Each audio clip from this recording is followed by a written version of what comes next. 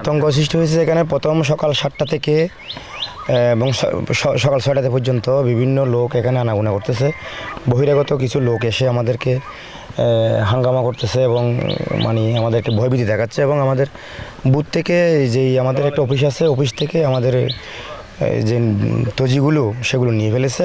তো সেই জন্য আমরা এজেন্ট ঠিকমতো দিতে পারিনি। আমাদের এজেন্ট হ্যাঁ, এখানে যে আমাদের যে বুথে এজেন্ট তো মোটেই আমরা 2-4 জন যা দিয়েছি চুরি করে যতটুকু পারছি। আমি তো এখানে তো সেন্টার কমিটিতে অনেক আছে, একজনে এক জায়গায় নিয়ে গেছে, ওরা কোথায় আমরা পাচ্ছি না।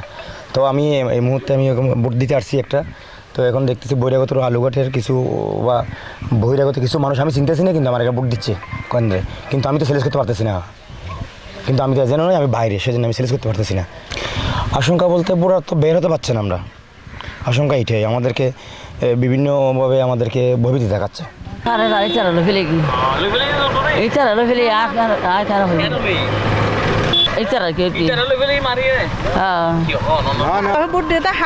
বড়ি জানাতে বড়ি রাজন ঢুকে দিয়ে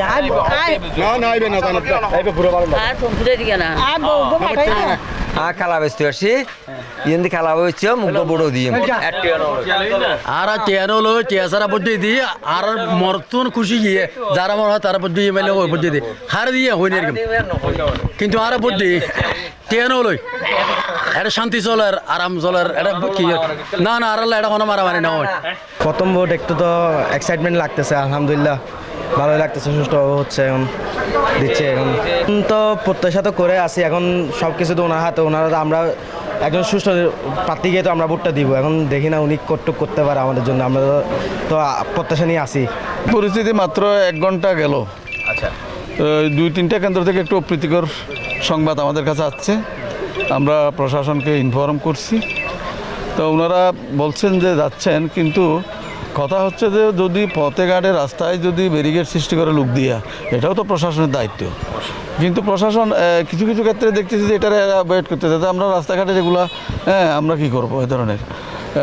আপাতত এখনো পর্যন্ত বলতে গেলে মোটামুটি ভালো আছে বলতে আমি যতটুকু জানতে পারছি, এরা বাইরের থেকে ব্যাপক লোকজন নিয়ে আসে, ব্যাপক লোকজন আসতেছে, মানুষ আসছে। মানুষ তো এখন মোটামুটি মানুষের যে লাইন, মানুষের যে এটাতে মনে হচ্ছে মানুষ অংশগ্রহণ করতে ইচ্ছুক। কিন্তু রাস্তাঘাটে যে সমস্ত একটু ত্রাস সৃষ্টি করে মানুষকে না আসার জন্য যে এটা করতেছে, এটাও তো একটা ইম্প্যাক্ট পড়তে পারে। কিছু কিছু জায়গার থেকে আসতেছে যে বুথের মধ্যে লোক ঢুকি, যে কোনো এক প্রার্থীর পক্ষের লোক বুথের মধ্যে ঢুকি করতেছে, আর কেন্দ্রে যারা দায়িত্বে আছে এরা একটু এটারে অবহেলা করতেছে। হ্যাঁ, যে কোনো কারণে অবহেলা করতেছে।